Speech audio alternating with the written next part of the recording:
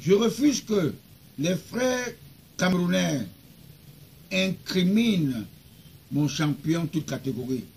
Son pouvoir avait été confisqué par les adeptes du roi, du docteur Louis-Paul Ojola, car les fils spirituels du romain empereur Constantin Ier, né en 272 après Jésus-Christ. Les frères juifs qui ont tué notre Sauveur Jésus-Christ, le Fils de Dieu, dans cette planète maudite terre, ses frères le traitaient comme un charlatan. Et d'autres disaient qu'il est plutôt le fils de Joseph le charpentier. Voilà, dans mon pays, le Cameroun, je suis détesté de mes frères, de mes sœurs, de mon entourage et de tous les anti-biens de la République, même ces fonctionnaires, les membres de mes pactes, parce que j'ai été choisi pour dédouaner notre libérateur, Paul Biya, que tous les abrutis de l'histoire détestent, parce que le ventre affamé n'a point d'oreille. Ceux à qui sont appelés à gérer nos patrimoines sont tous des pilleurs, et même ceux qui ont créé le terrorisme dans notre pays pour faire quémander notre propre paix avec leurs armes de déstabilisation, que j'appellerais la malgouvernance. Voilà la maladie de l'Afrique et du Cameroun. On dirait que la prestigieuse école, l'ENAM, ne forme que les malfrats, car les marabouts, tous ont les marabouts, tout en oubliant qu'il peut le vomir sans préavis, comme notre ancien frater Binaï Péké, de notre Rose-Croix à Mok, que j'avais considéré comme un enseignement philosophique et mystique dans la crainte de Dieu, qui n'a rien à voir avec la recommandation du roi belge aux missionnaires catholiques qui se rendaient en Afrique noire en 1883. Vous savez,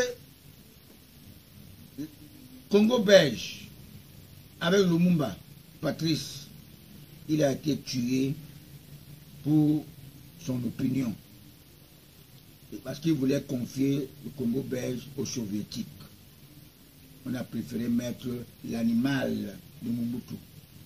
Est-ce que les créatures du bon Dieu, de l'ère du renouveau, du Nouveau Testament, qui est la naissance de Jésus-Christ, savaient qu'il y avait un pape de sexe féminin, une femme, pour prouver aux yeux du monde qu'il y a égalité entre l'homme et la femme?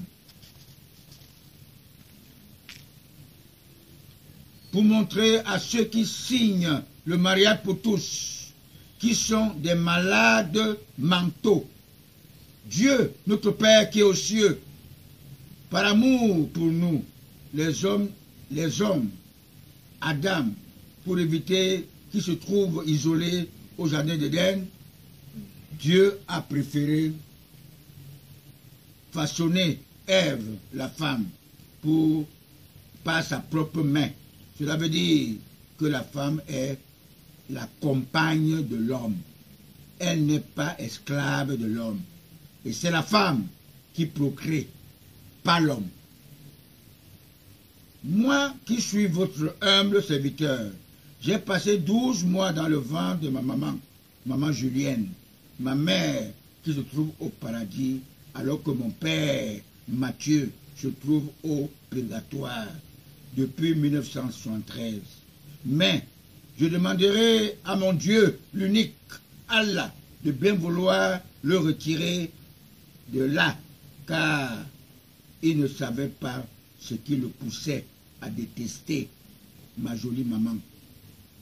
Le 29 décembre 2018, il gagnera le paradis comme Saint Joseph Kaji de Fosso, comme Aristide, comme l'évêque Benoît Mbala, comme Madame Foni Françoise, comme Maman Rosette, la maman de notre première dame, comme Maman Rosalie, l'épouse du sénateur Kemayou, comme Docteur Bernard Follon du Nord-Ouest, comme Egbetabi et Kimatabon du sud-ouest.